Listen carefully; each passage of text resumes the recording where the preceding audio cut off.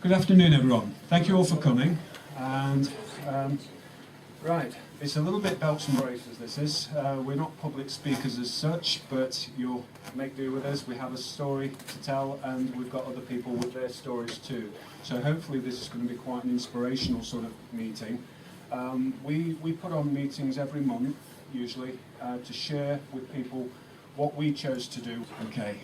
So we put on meetings every month to explain to people the principles and protocols that we chose to do when my wife was faced with cancer.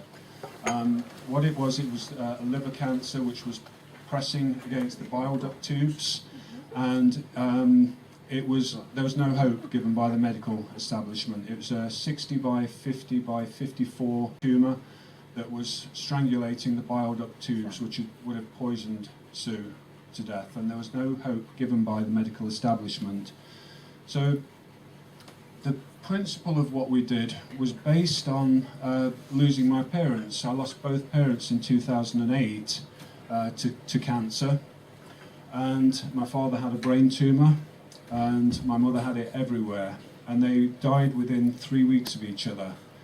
And when that happened, I witnessed some things that I was really uncomfortable with within the medical system, that just didn't make sense, that were contradictory, that got me questioning the reasons why we're choosing to put treatments inside of people that are known to cause cancer in people. Chemotherapy, it's not just me saying this, is known to cause cancer according to the material safety data sheets of the manufacturer. Now, people aren't told this, which is a travesty, I think. I think whatever you go for, go into it with eyes wide open. So I witnessed these things that got me questioning the medical system. Sorry that I've got my back to certain people, so I'm not ignoring you, but I'll try and pan around a little bit. But the things that I witnessed were just simply not right. We were told one thing and then another, and then we don't need to go into the whys and wherefores of my parents. But I started to research for about 2.5 years, and Sue thought I was crackers. She thought I was bonkers with all the research that I was doing. She said that she never saw me. I didn't think I was that bad, but I did a fair bit of research. And when you start asking questions, then you start digging up stuff which, how can that be? How can it be that 5 to 10% of cancers are caused by genetics? So that leaves 90 to 95% of cancer that's caused through what's called environmental. And this is a peer-reviewed study. Anyone can download this. I have a copy here. But 90 to 95% is caused through environmental, of which is broken down into various other sections, and high ranking in that is food, diet, nutrition. Another separate ranking, which I don't quite understand, is obesity. Now, that is diet and lifestyle to me. I think it was about 20% of cancers, 25% were obesity. Well, that's diet and lifestyle, because they've separated diet and diet.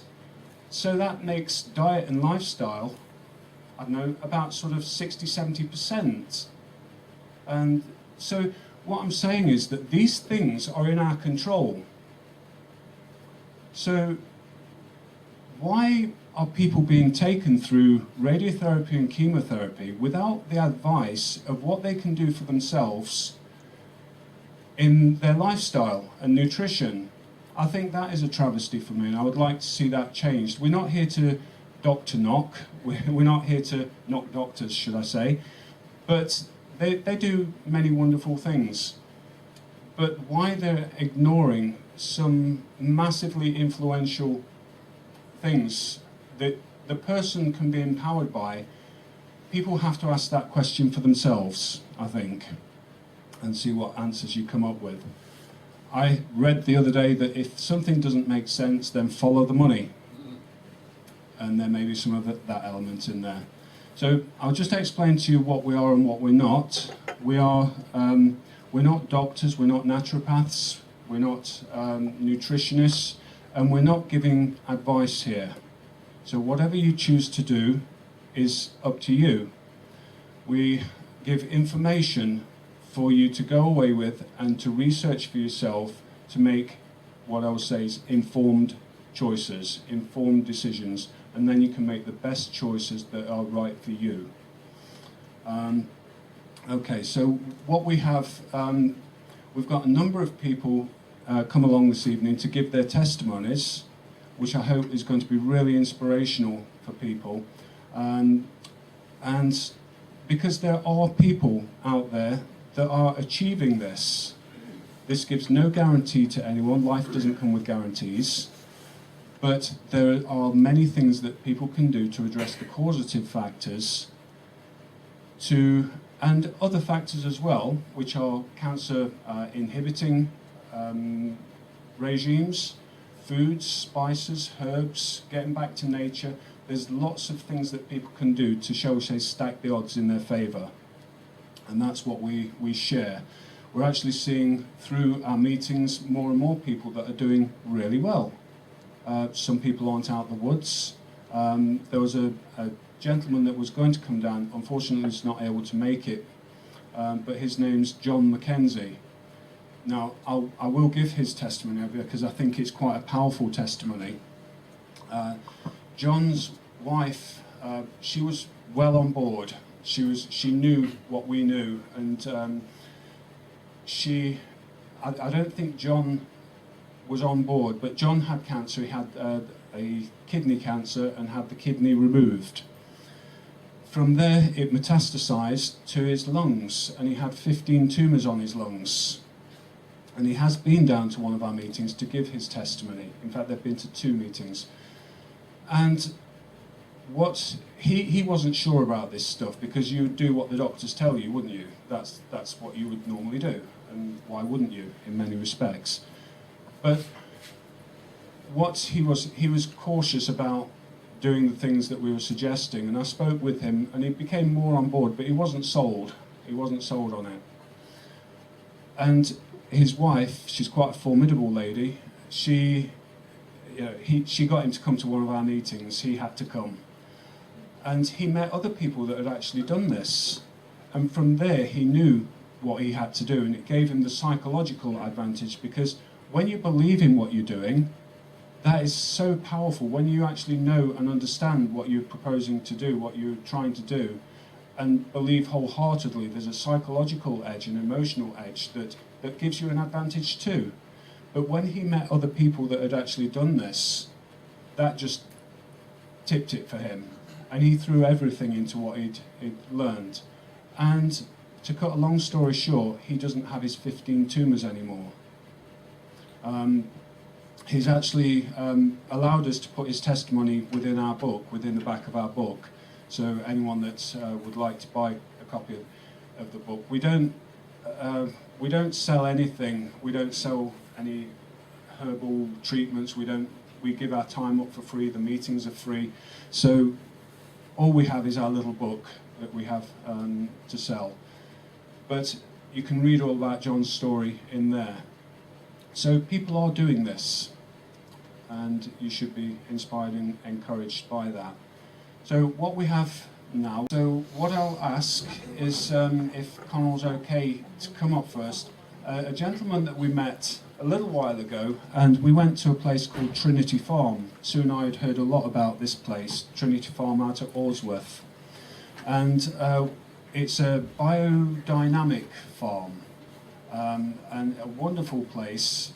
That everyone there is so much on board with what we're doing, and I understand that they do meetings up there to help promote good ways of living. And we actually saw a newspaper cutting which was on the side, and we read it. This guy cures himself of cancer, although we're not allowed to say cure because that's illegal, so sorry about that. But he doesn't have cancer anymore. And we read this, and we had a cup of tea there, and I think we had a bite to eat there.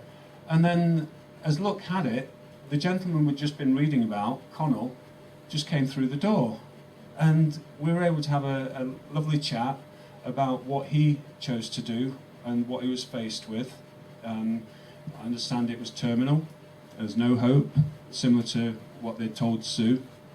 So I won't go into all the story because Connell knows all the story because it happened to him. So if I can ask Connell to come up and just share with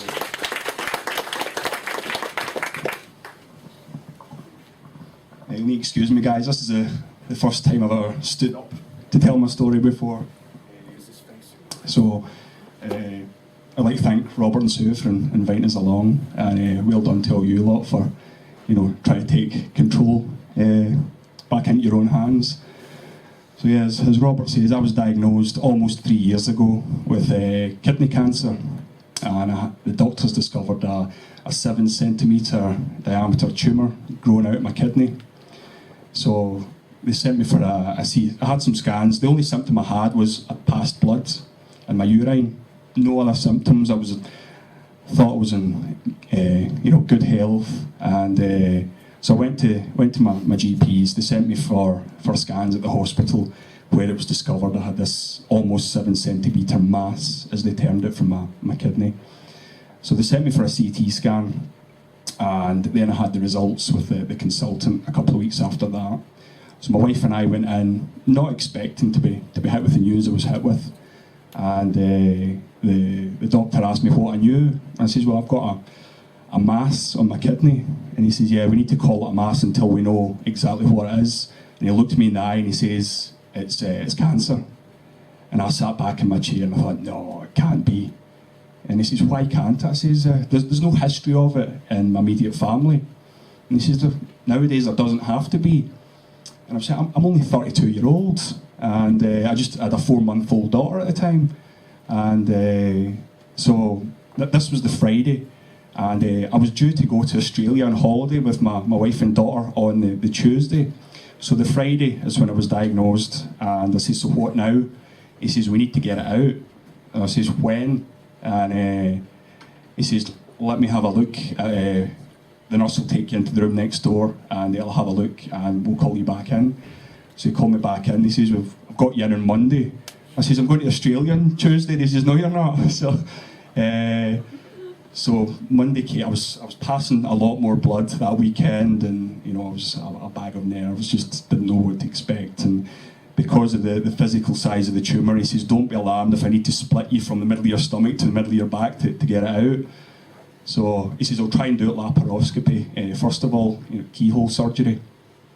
So I went in the Monday, and I was taken down first, and he took the kidney and the tumour out, and by luck he managed to do a laparoscopy. And so I was out of bed the next day, and just wanted to get myself back up on my feet. And they sent it off to histology, to the lab for the histology report. In that time, I had a little lump in my head as well, and when I'd asked the question, everyone just thought it was a sebaceous cyst, so no one really thought it was related to my kidney cancer. So the consultant thought it was just confined to my kidney, and he managed to remove it all, and so I thought, fantastic. And I said, but this little lump in my head, is there anything to worry about? And I said, no, everyone thought it was just a sebaceous cyst. Go back and see your GP if it bothers you. So I went back to my GP a couple of months later, and about the little lump in my head. And so again, everyone thought it was a sebaceous cyst, but because of what I'd been through, they sent me to the consultant to have this little lump removed. And then a couple of weeks later, I got the phone call from my consultant secretary saying that he would like to see me. And I says, what's it regarding? Oh, he didn't say. I says, when would you like to see me? She says, oh, tomorrow. So I thought, here we go. So I went the following day, and was hit with the news that the little lump that I had in my head turned out to be a metastasis of my kidney cancer. My wife was in bitch, what does that mean? I says, it's spread, and he went, yeah. So from that point, I went from having stage 3 kidney cancer to stage 4, terminal, incurable, and so he referred me to the oncologist, and I was put on a chemotherapy drug. And my quality of life after that just plummeted. So much so, it all sticks in my head. I took my daughter out for a walk with my wife one day, and I couldn't even make it to the end of the street. And I've always considered myself to be fit and healthy. I had to sit in a wall and get my breath for 5 minutes, and then had to turn around and go back to the house. And I was on it over Christmas Day. I was basically in my bed all day. My daughter was 1 at the time. And I had it was a rapid response card, it was called. So if I had flu-like symptoms, if my temperature was above 37.5 degrees, or I felt generally unwell, I had to call this number. So I woke up one morning with a bit of a head cold, but I thought, best not take any chances, I'll call the number. And it says to me, get straight in. I said, why, it's just a head cold. It said, it doesn't matter, you have to come straight in.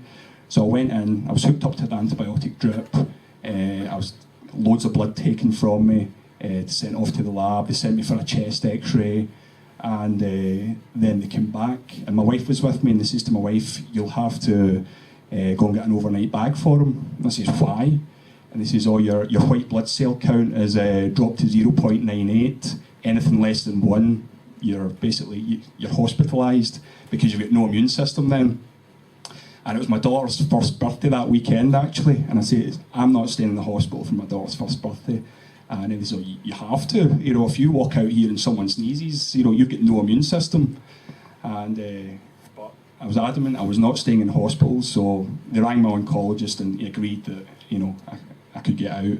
And they says, but if anything, you feel generally unwell, you need to come straight back in. And so that made me question things, thinking, why, if this is supposed to be helping me, is my immune system rock bottom? Your immune system is the one thing you need to fight off any infection. So at that point, I just started like Robert. I mean, my wife never seen me. I was just constantly on the computer researching how people had beaten and what they had done. And everything was pointing me towards nutrition. So I started to look, and there was some places in America. There was the Hippocrates Institute, the Gerson Institute. I was looking at all these places, and I thought, it'd be great to go to one of these places. But I couldn't afford it, and I wouldn't have been insured at the time either because of everything that I'd been through. So I found a place. It was down in Cornwall, and it was a health retreat. So it was all basically juicing organic veg every day, juicing wheatgrass, and more like following a raw vegan diet. And so basically the same program that the Hippocrates Institute and the Gerson Institute followed. And I was a big meat eater before, and I used to go to the gym 3-4 times a week, and I'd have my steak 3 or 4 times a week, and I'd take the whey protein shakes and think, I'm building muscle, and I'm in great shape. And so that was all completely new to me. And when I was there, they did like 1-on-1 yoga, they did a bit of Reiki, and it was all alternative. And if you'd have took me back 18 months before it, I thought, no way, that's too far out there for me, but I thought, I'll give it a try. And it was the best move I ever made. It basically just it built the foundations that I needed to then, take control and, get my health back on track.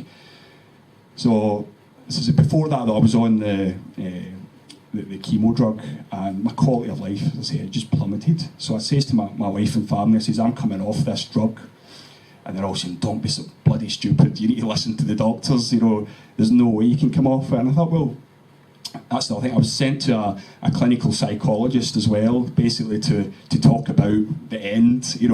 I had to plan my own funeral, and I'm originally from Glasgow, as you'll probably tell from the accent, so I'm thinking, do I get buried in Glasgow, or do I get buried in Derby, where my wife's from? And my wife is only 30, so I'm thinking, she's got all her life in front of her, do I get buried in the graveyard here, and then all my family won't be able to visit because they're all in Scotland, and I couldn't speak to my wife about it because she was in bits, and I couldn't speak to my family about it because they were in bits, and so I'm dealing with it all myself. And I thought, no, that's it, I'm coming off this, and I'm taking matters into my hands. So that's when I found Trinity Farm, the organic farm shop out at Osworth next to Cossell. So I went there, and I basically just bought as much vegetables as I could.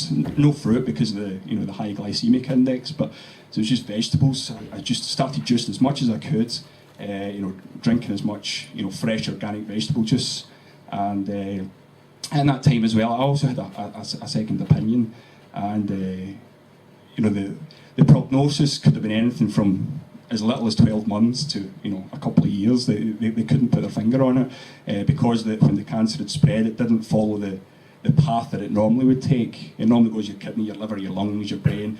It goes to your skin seventh. So they thought why mine had gone from my kidney to my skin. They couldn't predict its next move. So as I said, they put me on the chemo, and they told me I'd be on the chemo indefinitely. And that's when I says, what do you mean indefinitely? And that's when, because it's spread from one place to another, they says, oh, you're terminal, it's incurable, so you'll need to stay on this until, till the end, really. And so say I came off it, much to their disappointment, and I thought, well, what have I got to lose? And then it took a while for the drug to get out of my system, but after that, I felt amazing. I had a new lease of life, so I was juicing a pint of organic vegetable juice every morning. I was having liposomal vitamin C, I was having other supplements as well. I was having, went for, I'd never thought of going for a colonic before. I went for a colonic, and all this is completely new to me, and basically just to hit the reset button on my body, in order to get my health back. And I started training and going out running, and I felt I had more energy than I ever had before when I thought I was in good shape. My recovery time was a lot quicker, and so in that time, a lot of people had then heard what had happened to me, so they were contacting me for advice. And I mean, I can't give advice. I can just tell my story, and people take from it what they want. And so more and more people were contacting me. So I was on the phone every night, and I was emailing, and my wife was saying, this is taking up all your time, because I work full time as well. I never took any time off work really, apart from when I had the surgery.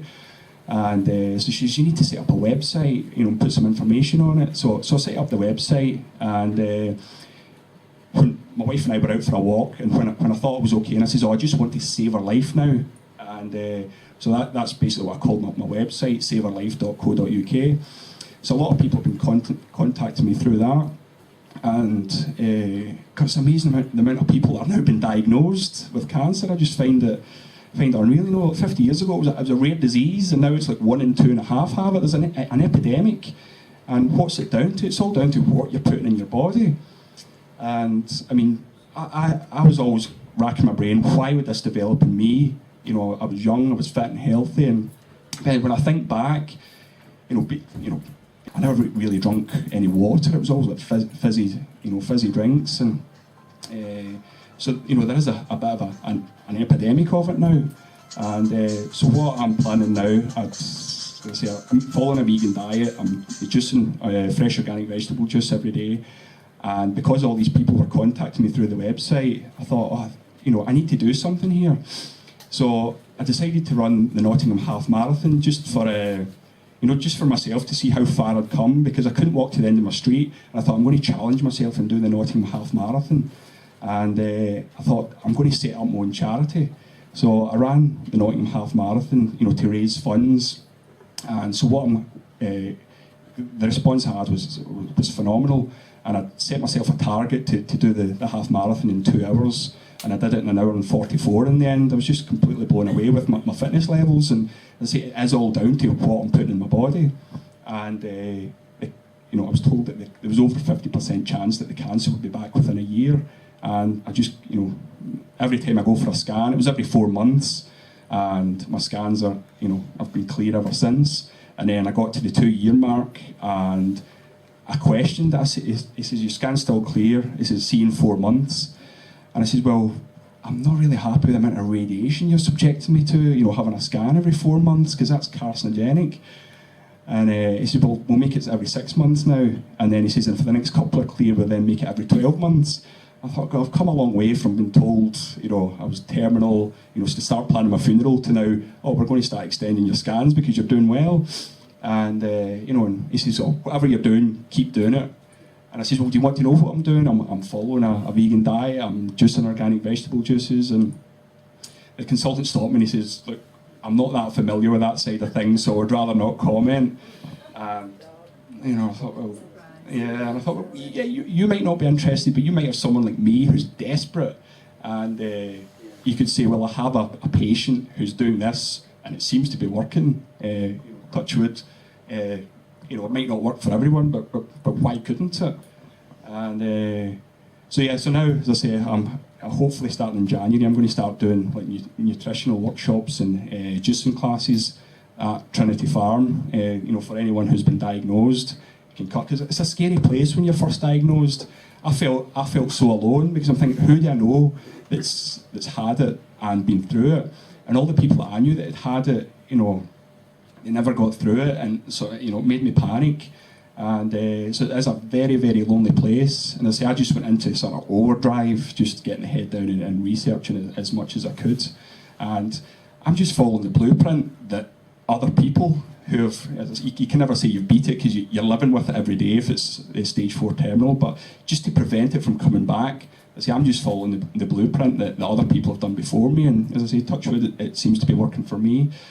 So, you know, I want to get the word out there now that when people are diagnosed, and at the farm shop, Lou, the farmer, every week, more or less every day now, he's getting new customers coming in and you know, he likes to talk to people when they come in, and you know, they've been diagnosed with cancer, and they hear there's something in nutrition but they don't know what. And so I thought, that's ideal. If I can raise money, start the charity, you know, you can tell them, you know, we're going to start having nutritional workshops, you know, once a month. Get everyone together, you know, basically show what I'm doing. Other people can show what they're doing. You know, a lot like what Robert and Sue's doing with this, and you know, hopefully, you know, the charity that I've set up can fund it. And I say, your body's an amazing thing. It's you cut your finger, it knows how to heal itself. You just need to give it the tools that it needs. And you know, they say when cancer develops, it's one of two things. It's deficiency or toxicity. So it's a case of just, you know, detoxing your body and then getting as much goodness into your body as it can for your body to do its own thing. And yeah, so as I say, almost 3 years later, here I am, and I'm in the best shape of my life. And I'm really, really passionate about it. So, I mean, I'm an engineer, that's my background, but I've started to do because of what I've learned, I've now started to do a nutritional therapy course through the College of Naturopathic Medicine. And it's a 3-year course distance learning, and but you know, that is my passion now.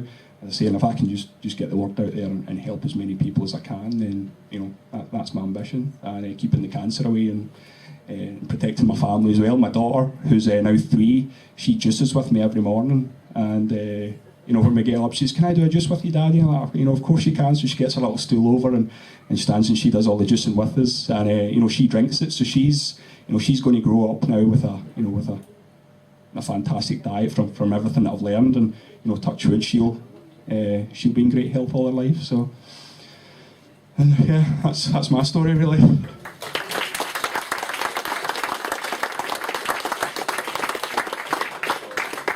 Thank you, Hucknall. That's excellent. I think it's just something about listening to someone's personal story that is so empowering, and that's why we wanted these testimonies here today. So I think the point is with this, as complicated as cancer is, when you start going into all the complexities of the medical paradigm, it's as simple as anything, really, when it comes down to it, because as Hucknall mentioned, that the simplicity of it is like juicing and getting back to having natural foods. How complicated is that? And just enjoy the foods. You know, nuts, seeds, berries, green leafy vegetables in abundance. Now, we need to keep away from things that have labels on them, things that you can't pronounce the name of the ingredients, the preservatives, the food colorants. We're far too busy counting calories.